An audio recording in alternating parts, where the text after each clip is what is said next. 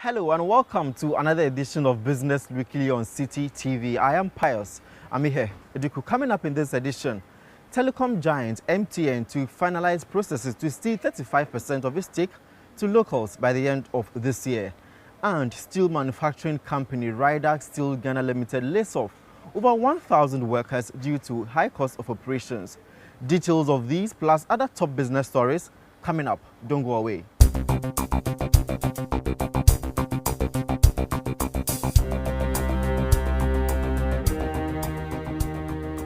In our first story, telecom giant MTN Ghana will finalize processes to list on the Ghana Stock Exchange by the end of this year. Following the process, MTN will cede 35% of its business in Ghana to locals. The company commenced moves to list on the Ghana Stock Exchange last year as part of conditions under which it secures the 4G license in late 2015. MTN is hoping to raise about $500 million. If successful, MTN will be exempted from the capital market local content policy, which enjoins multinationals to list at least within 5 years of their operations in Ghana. Staying with the telecom industry, and Citi Business News has gathered that the MD of Tigo, Ms. Roshi Motman, will be the CEO for the new entity following the merger of Airtel and Tigo. It is unclear yet which position the current MD of Airtel, Lucy Quest, will be occupying following the merger.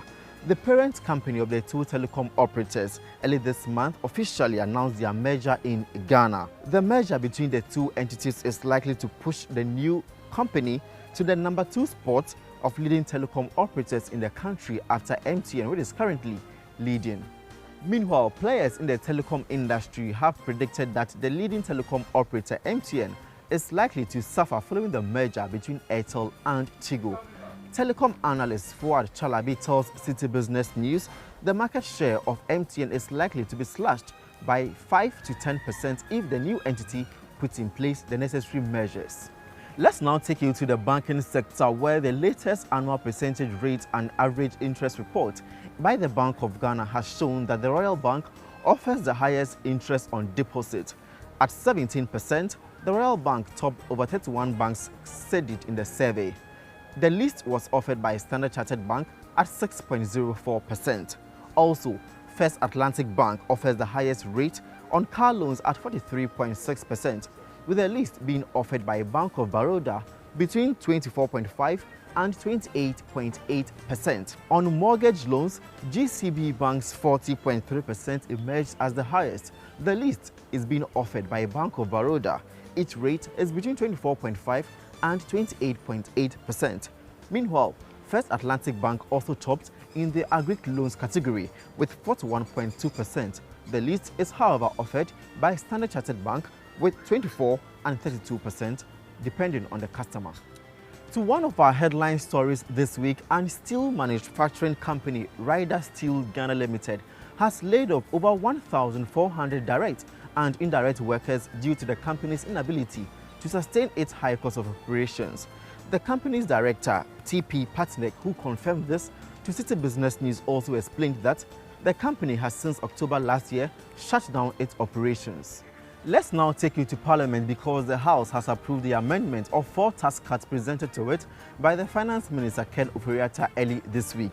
The amendments include the Income Tax Amendment Bill, Special Petroleum Tax Amendment Bill, Special Import Amendment Bill, Customs and Excise Petroleum Taxes and Petroleum-Related Levies Repeal Bill. Also this week, the Managing Director of the Ghana Airports Company Limited, Charles Asare, resigned. His resignation is expected to take effect on the 22nd of March. This was also contained in a letter addressed to the Aviation Minister, indicating his decision to quit.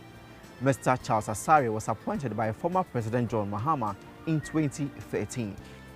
In our final story, inflation for the month of February dropped to 13.2% from the 13.3% recorded in January this year. According to the acting government statistician Ban Wadier, February's inflation is the lowest since December 2013. And that is it for this week's edition of Business Weekly on Citi TV. I am Pius Amihere Eduku. Log on to citibusinessnews.com for more business stories. See you next week.